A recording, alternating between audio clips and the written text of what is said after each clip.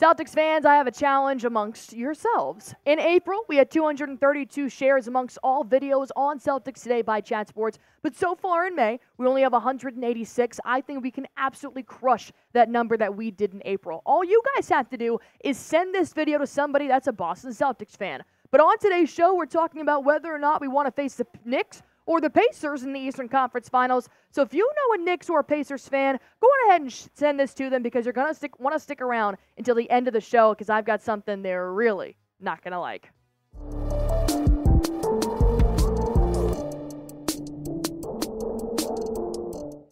For the third straight year, the Boston Celtics are heading back to the Eastern Conference Finals. However, their opponent has yet to be determined because the Knicks and the Indiana Pacers are still playing basketball. We're going to be talking about whether the Celtics want to play the Knicks or the Pacers here on Celtics Today by Chat Sports. You got Allie Barefoot here, and the Knicks and Pacers will play their Game 6 on Friday night. And then the Knicks right now, who do have a lead, 3-2, they could possibly end this for the Pacers, send them home. So that could be an opportunity for the Knicks to move on to the Eastern Conference Finals. But the Pacers, they're scrappy, man. They've been giving the Knicks a run for their money. They could definitely force this to a Game 7. But the good news is that we do have the Eastern Conference Finals schedule already out, pending two different scenarios here. Let me break down the first one. If the New York Knicks and the Denver Nuggets both win their Game 6, this is what the schedule is going to look like. Game 1 would start on Sunday versus the New York Knicks at Boston, and then on Tuesday would be the second game. But then we have a little bit of a break there from Tuesday to Saturday. That's when the Celtics would then travel to the Big Apple, play Game 3 and 4 in New York, back to Boston in a Game 5, 6 in New York, 7 on June 2nd, if it is necessary. Game 5, Game 6, and Game 7 all have that asterisk. If they need to go to Game 5, Game 6, Game 7, well, there you have it. However, if either the New York Knicks or the Denver Nuggets lose their Game 6, it just has to be one, this is what the schedule will look like for your C's. They'll actually start on Tuesday, and instead of having a Tuesday to Saturday break, they're going to implement Game 2 right there in that Thursday, so it'll be Tuesday, Thursday, then Saturday, and the same scenarios will happen, Game 5, 6, and 7. Well, that'll be TBD, but all of the places will still be the same. But let's be real.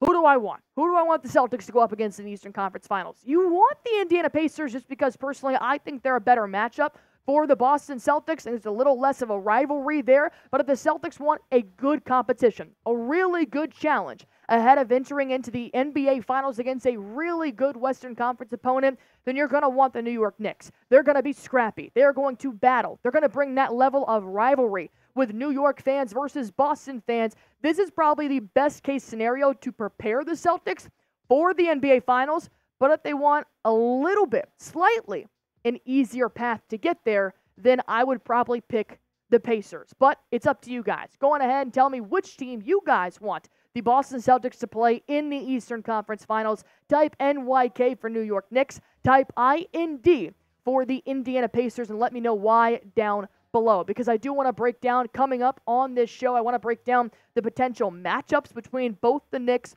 and the Pacers. And if you guys need a little bit more reasoning and facts to prove why I would rather take the Pacers than the Knicks, go on ahead and stick around. But first and foremost, you guys know what I got to do.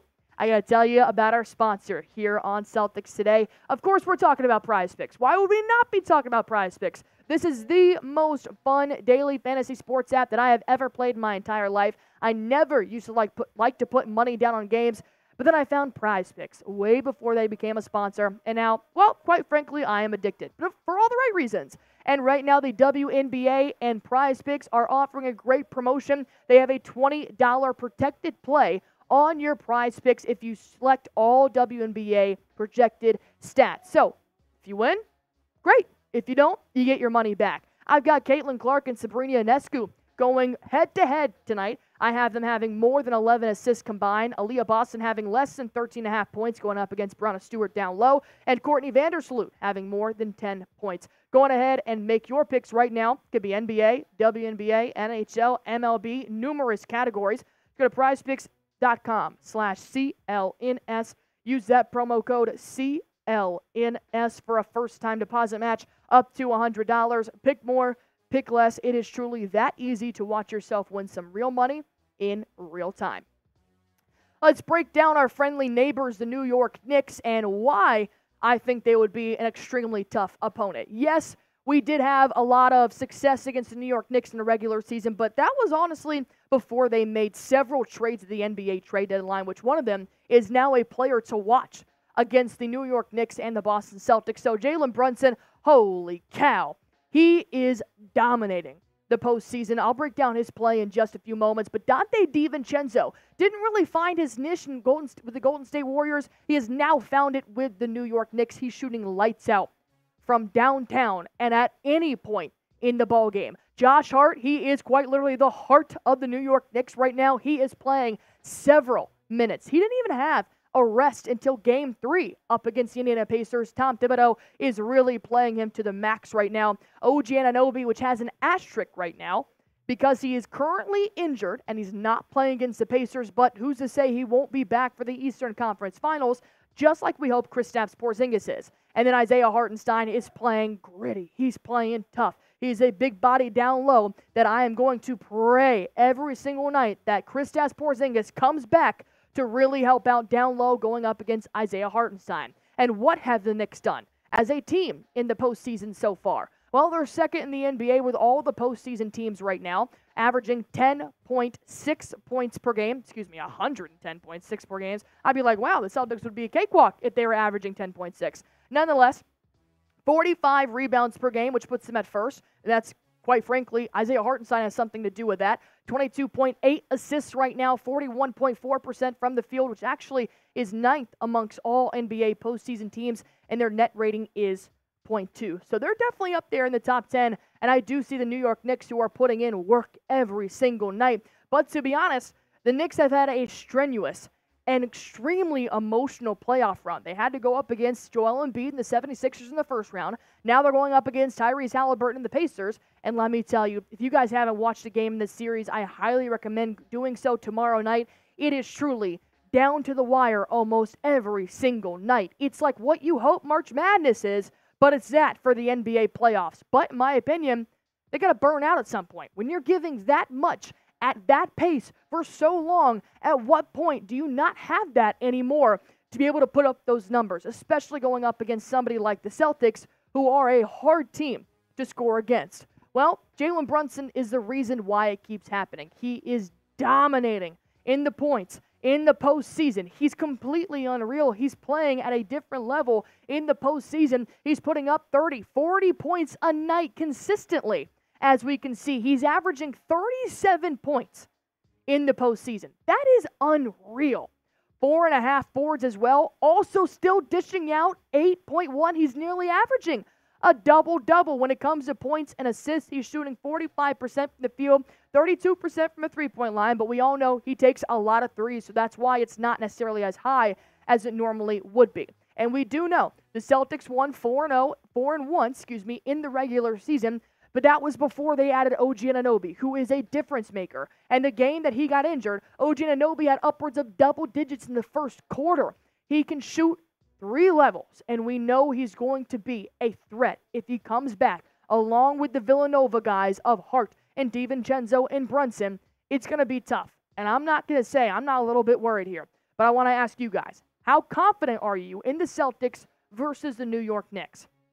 I'm going to give them a 6.7. I love the Boston Celtics, and I do think we have the best roster. I think we are the best team in the NBA.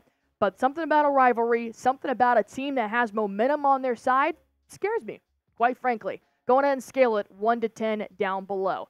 Let me talk about the Indiana Pacers now, because I think they're a better matchup. I think the Celtics have better resources to lock down the scoring of the Indiana Pacers. I think that down low, they really have to worry about Pascal Siakam, and they have to worry about Miles Turner. And they do have the big men in order to do that. But here are the players to watch. Tyrese Halliburton, of course, who is a lethal all-star. Miles Turner, who also knows how to protect the rim, clean the glass. He does everything you ask a center to do. Plus, he can drain it from downtown. Pascal Siakam as well. That was an NBA trade that was made at the deadline, and he's done nothing but help them in the postseason. Andrew Nembhard, I think he's also been a secondary scorer to help out Tyrese Halliburton. And then Obi Toppin, who's not a starter, but he plays starter minutes, and he does put up production. That would be influential to see him along with these players. But what have they done?